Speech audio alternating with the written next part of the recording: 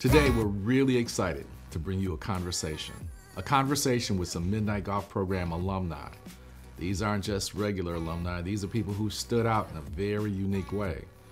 You know, Midnight Golf works with students, nearly 4,000 now over 20 years, who've migrated into dozens of professions and career fields. Many of them we understood, some we had no idea that they were gonna do. Some of them they had no idea they were gonna do. Because life is like that. Things evolve, career opportunities open and close. But in all those things, there's always 2 or 3 professions that people always think very highly of. Physicians are one. Engineers are another one. Attorneys and lawyers, those are another one. Today, we're gonna deal with that group, the attorneys. It's a collection of Midnight Golf graduates who've gone on to earn their law degrees and are now practicing attorneys in various fields. You're gonna see a conversation with them. They're gonna talk about their career, how they got there, what the elements were that allowed them to achieve their success, and most importantly, how Midnight Golf impacted that journey. So pay attention, get ready to network, and hear this incredible conversation from the Midnight Golf Program, the attorneys.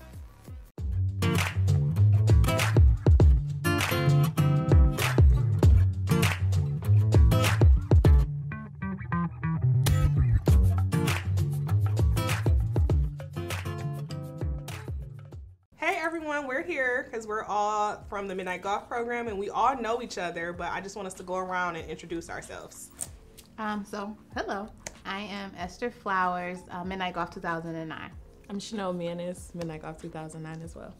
Matt High, Midnight Golf 2011. And Jasmine Moore, Midnight Golf 2009.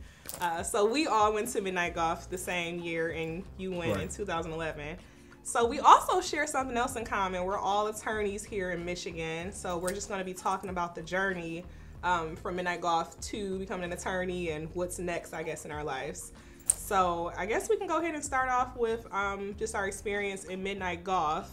So I just wanna, I guess, go around and just kind of, speak about why Midnight Golf was important to you and just, maybe speak about your experience through the program in high school. Well, I can start. Midnight Golf was really good. It was a wonderful experience to learn a lot of the things that we needed to know as adults that we didn't get taught in school. And, just thinking back to Midnight Golf, we learned about the stock market. We learned about, how to, wear your name tag on the appropriate side, how to write a thank you letter, which has, been something that is a crucial, component of interviewing and getting a job. And so it has been a phenomenal program. Mm-hmm. I can concur with that. I look at it as like a life skill program. So like she said, I learned a lot in terms of resumes, proper etiquette, networking, and it was just good for that. And then us all being lawyers, the golf component is important because as we know, a lot of times in the law profession, a lot of deals are cut on the golf course. You must be here on business. Folsom Foods. You gonna stick that loss in my face? No, I'm here to make that loss sting a little less. You move up your payment by 1 fiscal quarter, we'll take a 10% haircut on our fee. 10% is a little light. All right, I'll cut right to it. I can go as high as 20. Are you saying 20? Yes. Then I'm saying no. So just being introduced to golf in the program was great because I wasn't introduced to golf in high school at all. Mm-hmm. I think for me, Midnight Golf was a lot, but personally, I think I got more out of Midnight Golf after I graduated because it's not a program that just sticks with you while you're in high school. They stick, we've been here since 2009, 2011, so obviously they stuck with us, and I think it was just good to have that type of family rally around you to help you kind of boost up to the professional level. So Midnight Golf, I didn't realize how blessed I was when I was in the program. Mm-hmm. It was when I got out that I realized what a gem the program was and how much it's molded me to be the woman, the attorney, the wife that I am today. I definitely can relate to all of those things. I also think that the Midnight Golf program was a blessing to my family because my brother was able to come through the program. So I don't know. With me, I may have been doing well in school, but I think it was really, really important for my brother to have a program like that and to be learning those things and to be learning things that they don't teach in school. So Yeah, I also very much agree.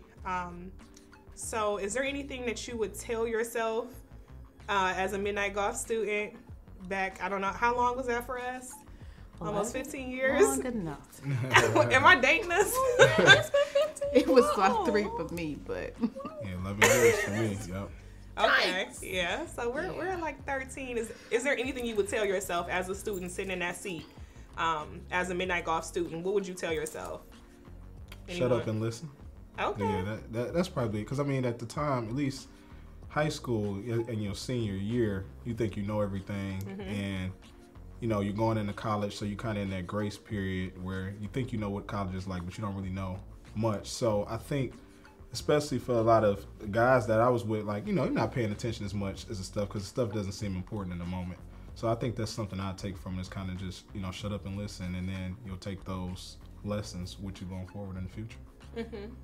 I think I would have to agree to shut up and listen, and also maybe take time to really appreciate everything that the program did. So coming in on every Monday and Wednesday, knowing that there was food, just appreciating the fact that, there was a safe space for us that we could come, we could talk, people would listen to what we had to say in tea time.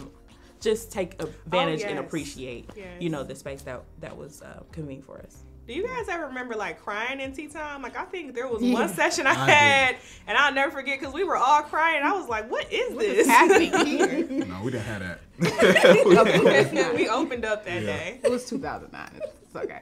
I think for me, I always shut up and listen. I was relatively quiet at that point in my life. But I did not, I would tell myself to take advantage of making the relationships with the other classmates. Me and the mentors, we was close. I talk to any of the mentors now to this day. The grown-ups was my best friend. But I didn't make as many relationships with the other students as I would like to. So I would tell little Esther, go ahead, get up and talk to somebody else other than Miss Renee or Mr. Gamlin. I think that's what I would tell little me. And I think one thing that you hit on that I don't think a lot of people know is they did feed us every day. And it wasn't like McDonald's or packed lunches. It was hot food that the mentors would cook. And I know me and you, we've come back and become mentors. And so just to know how much work the mentors put into it now is amazing to think then, because I mean they were always there, always on time, always engaged. And now I'm sitting there like, child, if you just knew that I got off of work 30 minutes ago and I'm here and Mr. Net yelling at me like she yelling at you to make sure my outfit is right. So let's all just get it together. Yeah.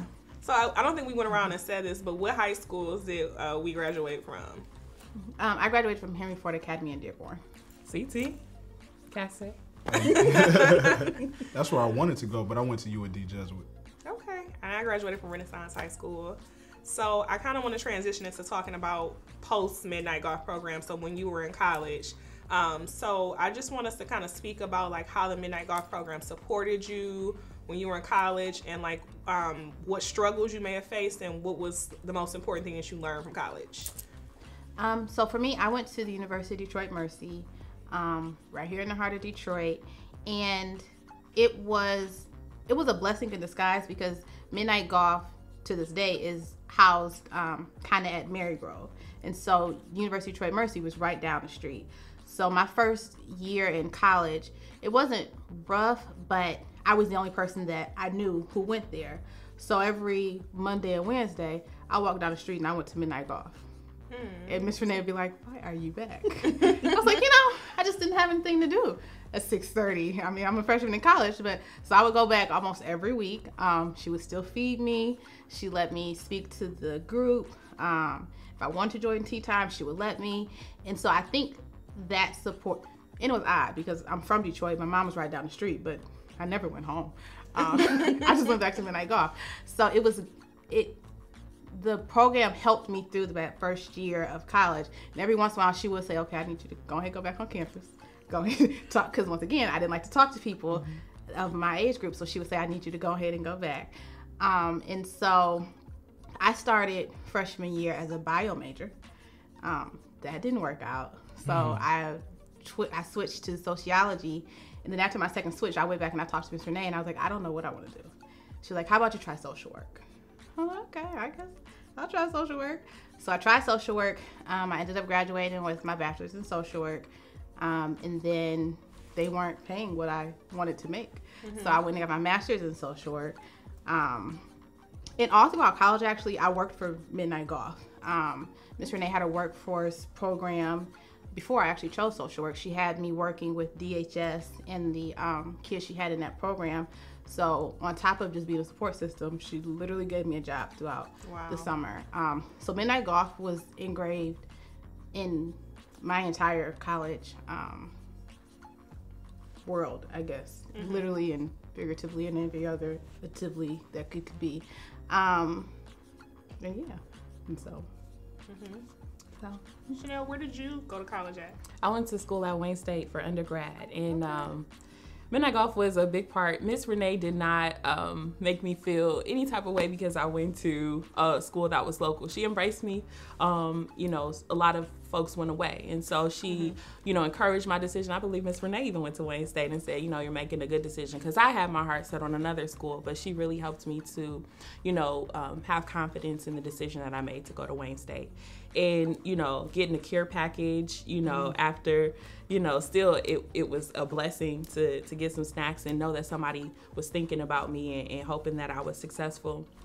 And then similar to Esther, I also worked for the workforce development program on the Livernois side.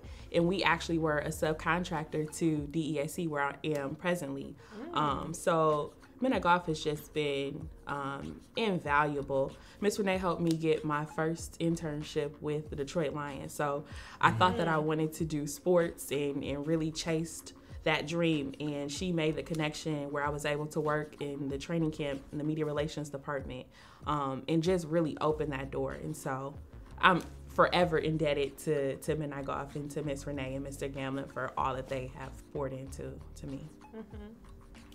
But so I went to Eastern Michigan for 2 years once I graduated high school, and then I transferred to Western Michigan. So my experience was a little bit different. So like Essence said, where she didn't make the connections with the students, I feel like I probably made more connections with the students, but the mentors I would talk here and there, but not as much. So when I was in school, I didn't have that much contact with Midnight Golf where it was like, you know, consistently throughout college, but it was more so where I would just come back to speak to the students here and there while I was in the college. But I didn't keep up the kind of long distance relationship that you guys had throughout. What was the most important thing you learned from college? Learn from college? I would say the most thing I learned from college is probably networking. So the school stuff is one thing.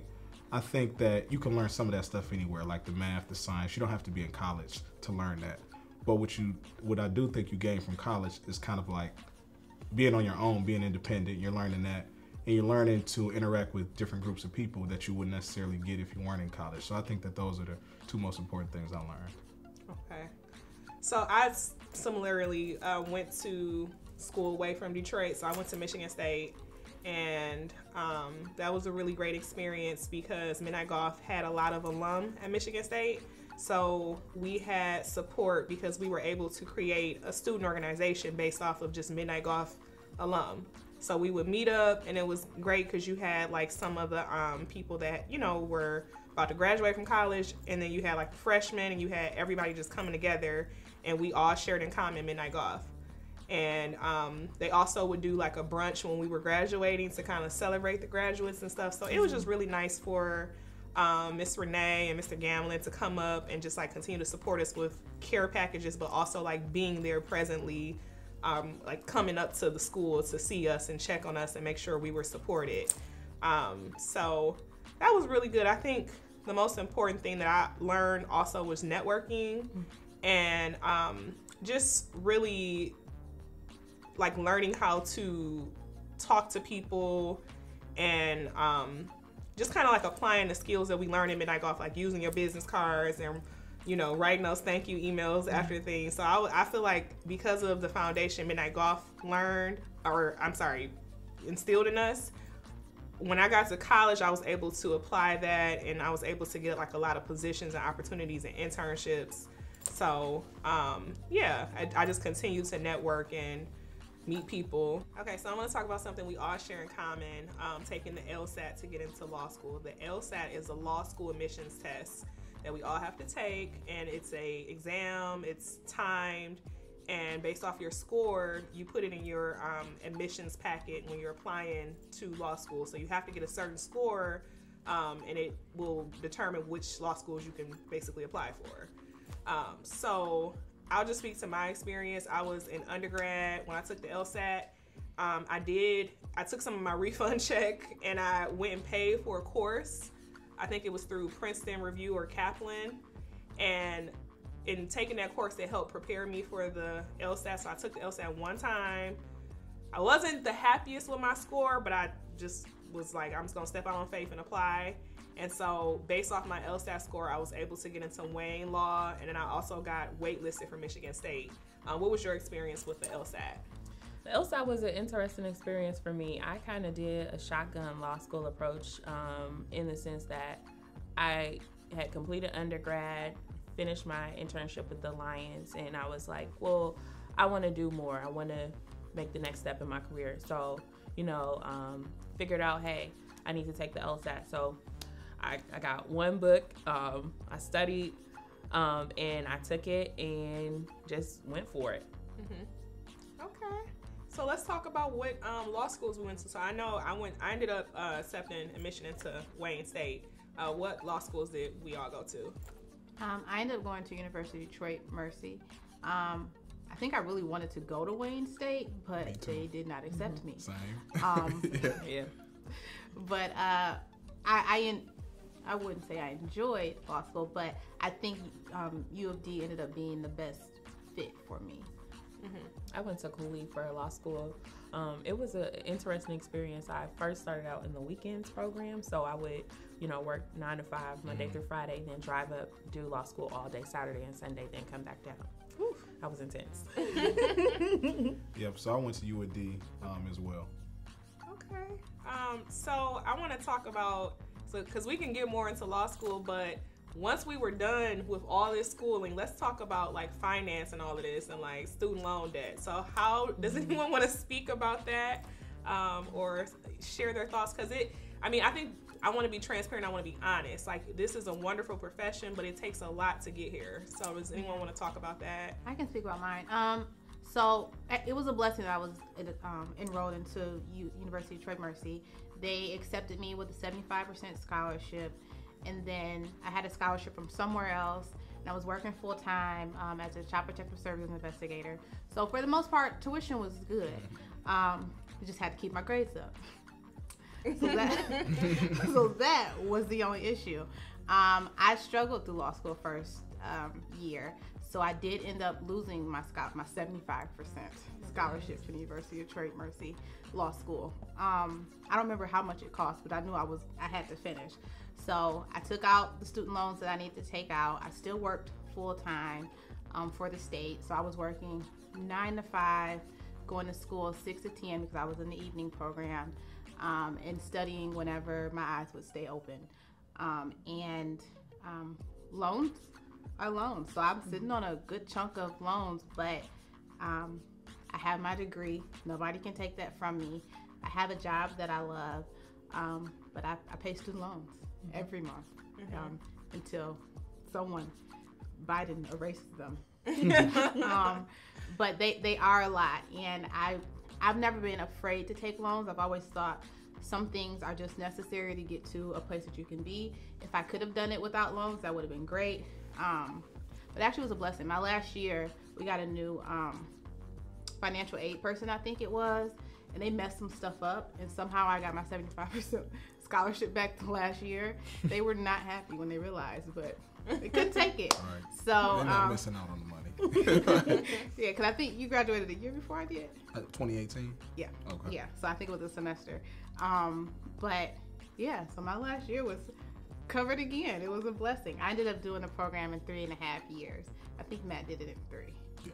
Mm-hmm. I was not as fortunate. I had to take loans for all of it, and I actually had to take law school loans for even my undergrad as well. And so we recently went back as a part of the mentorship program, and I was very clear with the young people, make sure that you go where you got a scholarship. Yeah. Because everything that you earn after, you know, is money in your pocket.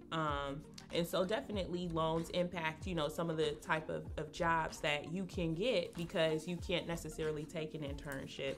You know, you have these loans that you have to always be cognizant of. But I've been very fortunate to be able to work through law school and pay my way. So I'm paying back what I owe.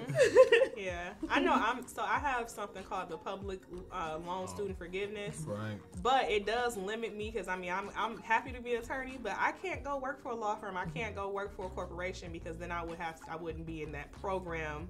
So it kind of limits me for the next 10 years. I'm supposed to work in the public sector, which I love, but you know, loans can kind of hold you back in some ways. And what does that program do? Why did you choose that program? So the program basically says that you have to, for 10 years, you pay your loans, but you have to work for nonprofits or work for the government, and then they erase your loans. So I knew that this was the best option for me because I had a lot of student loan debt after undergrad and law school. And I had a scholarship to law school, but hey, you still got to pay for, you know, an apartment and a car and stuff like that. So I took loans on top of my scholarships, and it's like I have to pay it back now.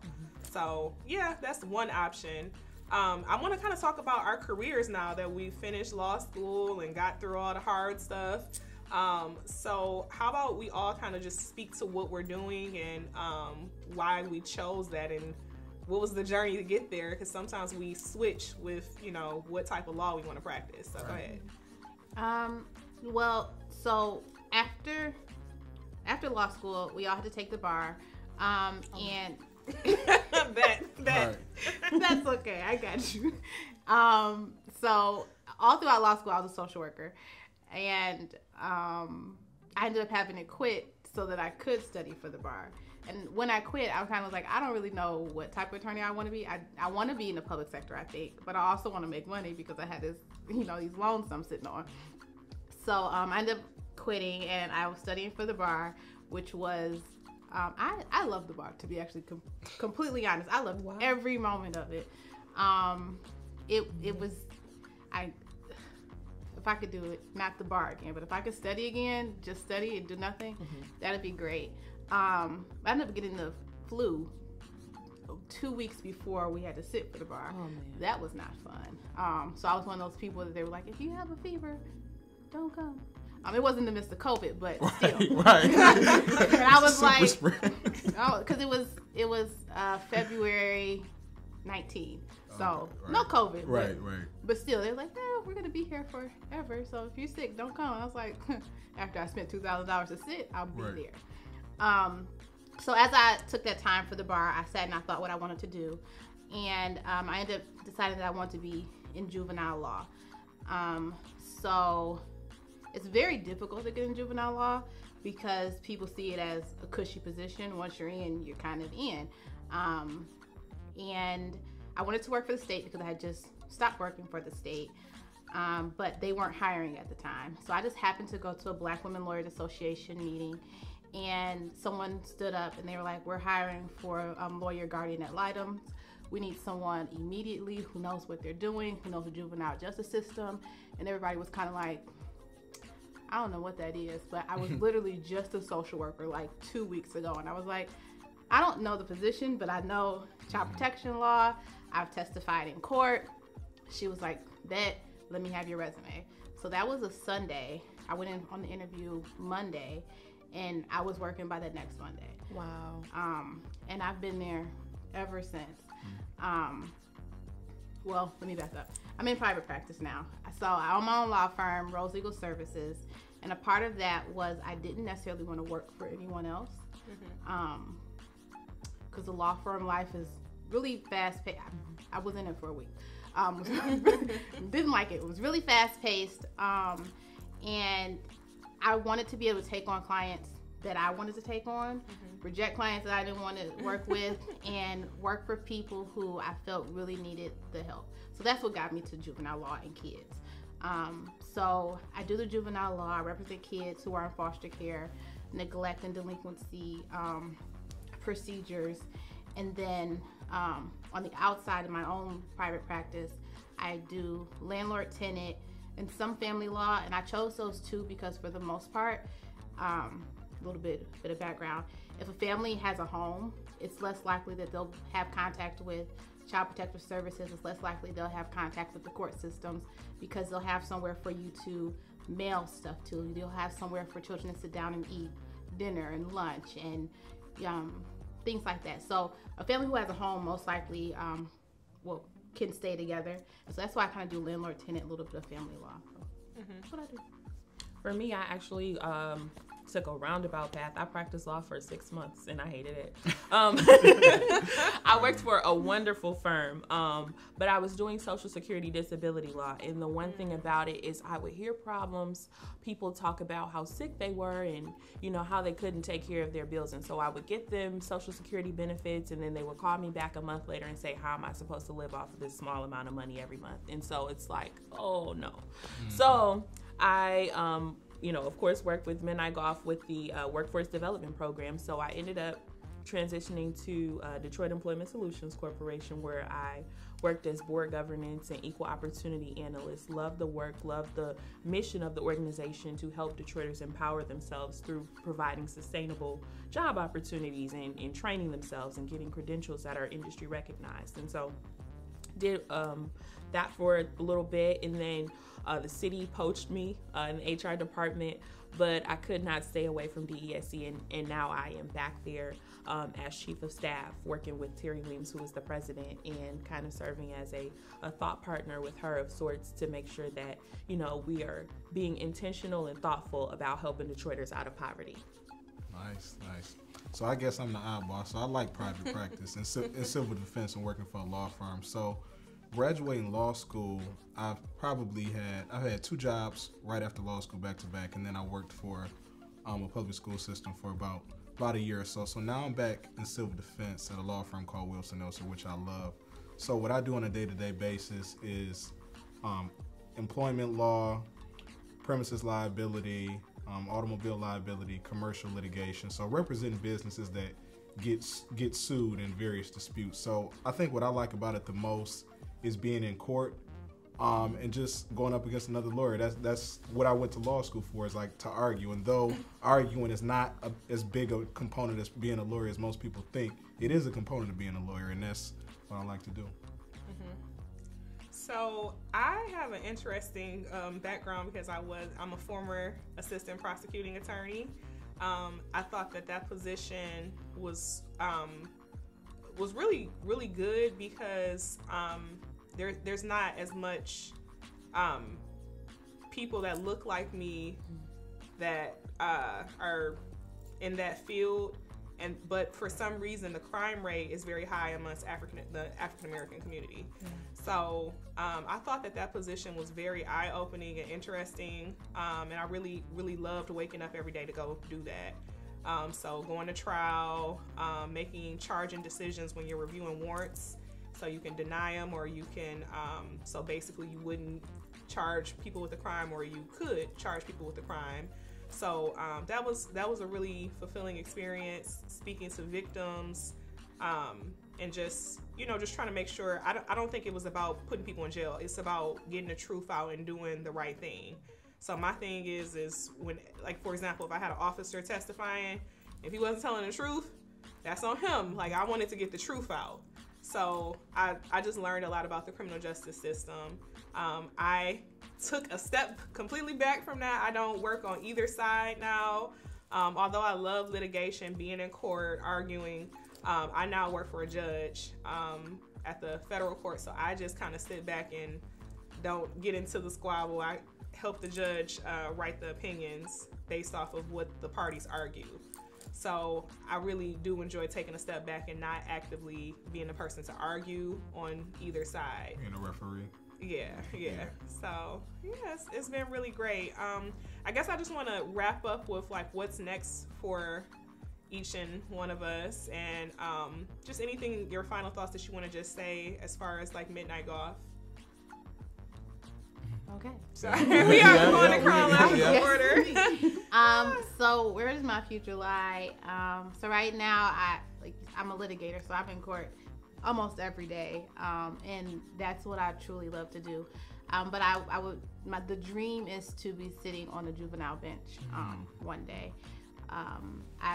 That's where my passion is. So I think wherever the road takes me, it'll be juvenile. So I think I might jump to the referee's spot and then maybe jump somewhere else. Might end up being an assistant attorney general. But eventually I will be sitting on the juvenile bench whenever a spot opens and I'm eligible. With midnight golf, I believe I'll always be involved in midnight golf. I don't see myself ever straying away. I took a break this year from being a mentor because I'm newly married and newly pregnant, and congratulations. Yeah, congrats. Thank you. Another lawyer. Another lawyer. Family business. Yes. And I am a second generation attorney, so like my mother told me, I'll be telling her, don't do it. But here I am. So this year I did take a step back from being a mentor, but as soon as she pops out, Miss Renee's gonna give me a midnight golf onesie, and we'll be back with midnight golf every Monday and Wednesday. For me, I don't know what the next step is. I know that I want to continue making a difference in the lives of Detroiters, because that's where I'm from. But I do foresee getting back involved with midnight golf. I did take a step back as well, because just trying to make sure my professional, I'm dedicated and learning and becoming a competent attorney and a competent practitioner. So I do want to get back, but I do want to just thank Miss Renee, thank each of the mentors that come out every Monday, Tuesday, Wednesday, and Thursday now for all that they pour into us, because I don't know where I would be, and I don't want to know where I would be without midnight golf and the lessons that I learned, put me on the fast track, I believe, to success. And so I'm just thankful, and a special shout out to my own mentors, Miss Summer and Mr. Malone. I want to hear about who we are mentors as well. Okay, yeah. Miss Summer, sometimes, but no, I love Miss Summer, Miss Denise, Miss Renee, everybody. For me, the next step is continuing what I'm doing, civil defense. But I think all of you've been mentors, right? So I haven't been a mentor yet. So for me, you haven't been one yet either. So for me, it's eventually taking that step and committing that time. But when I do that, I just want to make sure that you're going to give 100%. You don't want to be half in and half out. And like all of us as a lawyer, I commend you guys for doing it, because being a lawyer, you're busy. And sometimes you may be working late at night, 8, 9 p.m., around the same time that you may have midnight golf.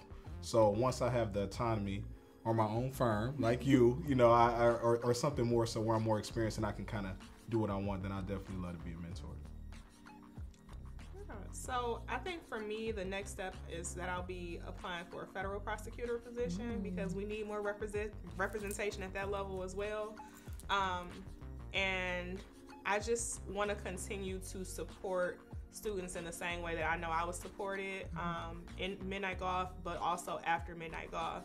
So I think that my future with midnight golf just, continues, just basically will look like continuing to offer my support, whether it's financially or it's just coming to speak to the students, or just giving them my phone number if they need something, if they start that process of the LSAT, and then maybe taking the bar exam, and just continuing to network and connect with alum, because you will meet them everywhere you go. You'll meet someone and you'll find out after knowing them for months that they were in the midnight golf program. Right. So just continuing to connect with the alum network, but also support the students throughout their journey. So I just want to thank you all for this great conversation. I learned a lot. I didn't know what we were all doing, but I know we were all attorneys for midnight golf program. And I just want to say how interesting it is just to see that we're all attorneys, but everything that we do may look different. Like, it's a very multifaceted profession. So for example, I work in government. You're a litigator that works at a firm. You went to law school, passed the bar exam, but you said you practiced law for a couple months and said, hey, this is not for me, but you still work in a place where you're a lawyer, but you may not actually be practicing law. And you actually have your own firm. So we all do different things, and we all have, being a lawyer looks different for all of us. But I think that the one thing that we share in common is midnight golf program, and really just wanting to support the community and just continue to, as we climb the ladder, we want to continue to lift everybody with us. So, yeah, thank you for coming out and kicking it with me. Thanks for having us. Yeah.